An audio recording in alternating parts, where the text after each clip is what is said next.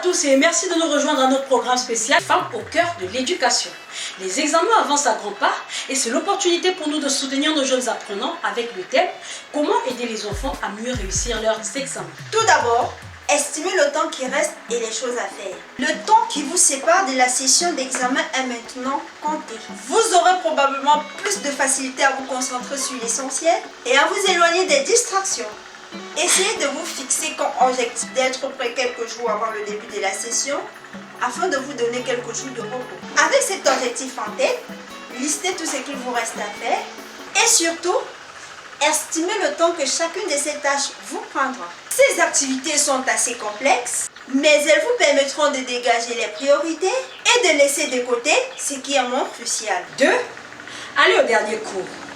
Les derniers cours sont souvent consacrés aux questions des apprenants. Prêtez attention aux questions de vos camarades et surtout, essayez d'y répondre. C'est un bon test et ça vous permet de savoir si vous maîtrisez la matière.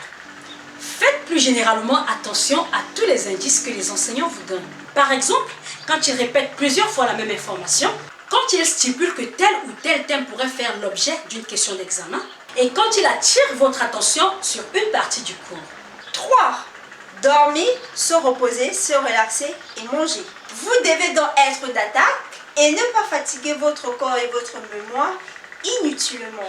4. Évitez le bourrage de crâne. Ingérer de trop grandes quantités d'informations dans un laps de temps court ne vous permet pas d'assimiler l'information. Et surtout, cela vous empêche de mobiliser des stratégies d'apprentissage profondes et efficaces. Revois l'ensemble.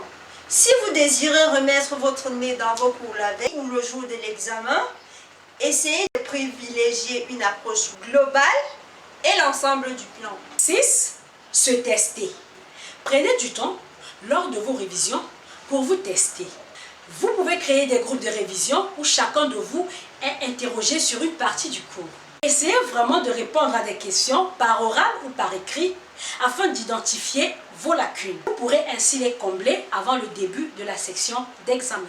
Enfin, refaites dans ces examens et exercices. Dans la mesure du possible, essayez de vous procurer les questions des examens précédents et testez vos connaissances sur des exemples concrets. À ce sujet, nous avons recueilli les avis de quelques personnes. Écoutons-les. Bien, je m'appelle Monsieur Okombi Chris, instituteur à l'école Emmanuel 5 de Mikalou. Je prends la classe de CM2. Ça fait au moins 4 ans ou 5 ans que je suis dans la classe de CM2. Bien, se préparer, un enfant pour se préparer à l'examen, c'est très facile même. La première des choses que l'enfant doit faire, l'enfant doit avoir d'abord son emploi du temps individuel. Malgré ce qu'on donne à l'école, à la maison aussi. Donc le travail de l'enfant, la réussite de l'enfant dépend de la maison et de l'école. Le service est partagé. Pour qu'un enfant puisse s'admettre ou bien préparer son examen, la première chose que je viens de le dire, c'est d'abord avoir un emploi du temps individuel. Les mêmes choses que vous faites, que nous faisons à l'école, c'est la même chose aussi que l'enfant doit vous faire à la maison. Si en classe, par exemple, au niveau du problème, j'avais mis 12, l'enfant à la maison, par rapport à l'énoncé du problème, peut soit augmenter le nombre ou diminuer le nombre. Et il y a des heures aussi que l'enfant doit dormir. Donc évitez que l'enfant puisse dormir à des heures tardives, parce que lorsqu'il dort pendant les heures tardives, arrivé à l'école, l'enfant va commencer à somnoler. Et automatiquement, lorsque monsieur explique, parfois c'est un exercice très facile, lorsque le maître explique, l'enfant va commencer à somnoler. Et automatiquement, tout ce que le maître va dire, l'enfant ne va rien saisir. Donc c'est un peu ça ce que l'enfant peut essayer de faire. 19h, l'enfant est déjà dans la chambre avec un cahier. Et lorsque l'enfant finit de lire, papa, maman, grande soeur, l'un d'eux doit venir essayer un peu de poser les questions à l'enfant. Si réellement l'enfant a essayé de lire. L'examen, on prépare le premier jour de la rentrée, qu'on prépare un examen d'État. Mais comment préparer l'examen d'État?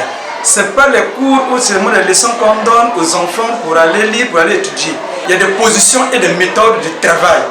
Comment on doit faire pour travailler ou maîtriser, avoir des capacités possibles et ce qu'on va attendre à l'examen.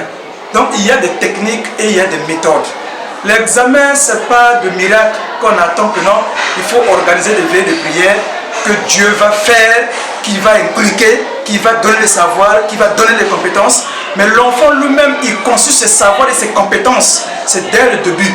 On saura que l'enfant là est compétent. Pour réussir à ton examen, il faut donc faire l'effort. Donc tu dois se réveiller un peu tôt pour lire, où tu es tard, au moment où personne ne sait. Il faut se sacrifier. Au moment que les autres dorment, tu te réveilles. Au moment que l'autre est à la maison, tu vas au travail, tu vas faire le TD. Au moment que les autres font, et tu veux que la réussite sera à demain. Et à ce moment-là, il faut dire à l'école, là-bas, on dit pour faire l'examen, il faut mener beaucoup d'argent ou les déplacements.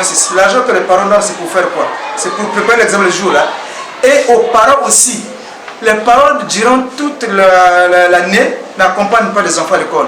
Mais c'est le jour de l'examen que les parents accompagnent les enfants à l'école pour rester au coin de la rue. Qu'est-ce qu'on vous a dit là-bas? Qu'est-ce qu'on vous a demandé? Voilà pourquoi la nouvelle approche qui vient nous ajouter à cela dit que c'est l'enfant qui construit ses compétences et ses savoirs.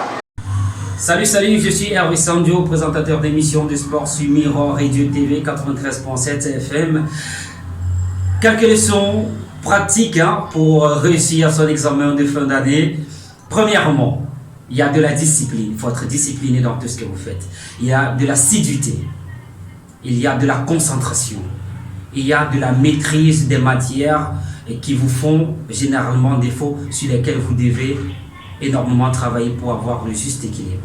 Quatrièmement, il faudrait ne jamais dormir sans avoir relu ou alors passer en revue les différentes matières qui ont été données par le corps enseignant en cette journée-là. Cinquièmement, il faudrait se reposer au maximum pour permettre au cerveau d'assimiler toutes les matières ou alors toutes les leçons qui ont été dispensées. Cinquièmement, il faut avoir de l'humilité d'aller vers des personnes qui ont une certaine maîtrise ou alors un certain savoir dans un domaine que vous ne maîtrisez pas très bien pour vous enrichir à côté d'elles. Sixièmement, cultivez beaucoup de patience en vous et de persévérance. Je pense que là sera la clé du succès pour la réussite de votre examen. C'est ainsi que s'achève notre programme aujourd'hui. Merci à tous de nous avoir suivis et à très bientôt avec un nouveau numéro des femmes au cœur de l'éducation. Bye! La création tout entière attend. Bien aimé, levons-nous, ta moisson est grande.